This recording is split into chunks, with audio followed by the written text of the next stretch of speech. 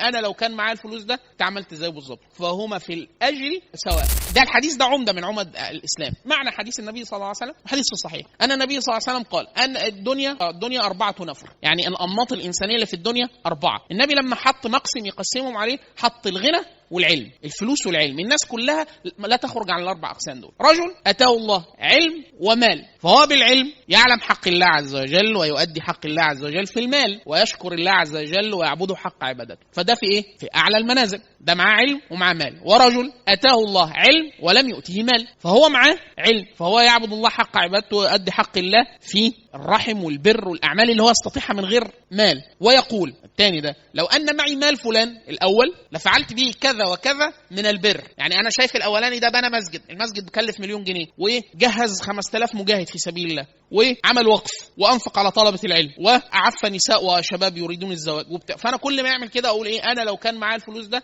عملت زيه بالظبط، فهما في الأجر سواء. هما الاثنين زي بعض. يعني أنا رجاي يوم القيامة ما احتكمتش على 2 جنيه على بعض زيادة ألاقي متبرع ب1,000,000,000 جنيه. سمعت واحد اتبرع ب1,000,000 جنيه فقلت إيه؟ أنا لو كان معايا كنت اتبرع. واحد عمل عملية لطفل أقول أنا لو كان معايا كنت اديه. واحد يقول لك إحنا نعرف منين؟ أما الله فيعلم. يعني الله عز وجل يعلم صدق النوايا، فمن سأل الله عز وجل الشهادة بصدق نوله الله عز وجل ثواب الشهداء ولو مات على فراشه. يعني واحد ميت، عشان كده الشهداء يوم القيامة هو جاي شهيد عارف نفسه، جروحه ودمه بلون الدم بس ريحة المسك، وجاي واحد جاي ماشي معاه قايم من النوم، الناس بتبعث زي ما مات، ده نايم. طب ده ايه معاه؟ ده شهيد. شهيد ليه؟ ده يعني مات بالنية. والثالث أتاه الله مال ولم يؤتيه علم، فهو جاهل لا يعبد الله حق عبادته ولا يعلم حق الله عز وجل في المال، ويضرب في المال كذا وكذا، يبقى يخبط في المال، بيعمل بقى كل شيء من المناكر والأثام وكذا، فهو في أسوأ المنازل. ده الثالث. ورجل لم يؤتيه الله لا علم ولا مال، فهو جاهل لا يؤدي حق الله ولا يعبد حق عبادته وكذا، ويقول لو أن معي مال فلان الثالث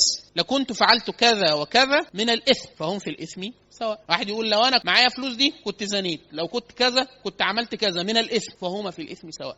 ده انعقدت نيته، ده عشان كده بيسمونه انعقاد النوايا. أنا واحد انعقدت نيته إنه يفعل، يعني واحد بيقول لك إيه؟ أنا رايح أسرق، رايح أقتل، رايح، يعني دايما الناس بتتصور إن اللي ما يكتب في أعمالها بس اللي هي عملته أو قالته، لا، أحيانا الرضا بيكتب في العمل. يعني حديث النبي صلى الله عليه وسلم إذا فعلت الخطيئة في الأرض فمن غاب عنها ورضيها كمن شهدها، يعني ينزل عليها السخط واللعنة ويلقى الله عز وجل بكفل من هذه الدماء أو المظالم إن كان رضيها ولم يشهدها، يعني هو ما شافهاش. يعني ممكن يكون اتولد بعد 100 سنة من الحادثة ويقرأ في الكتب ويقول لك أحسن، أو يسمع بمنكر وقع فيا ريتنا كنا معاهم في الحفلة بتاعت مارينا، يا ريت، خلاص. فهما في الإثم سواء.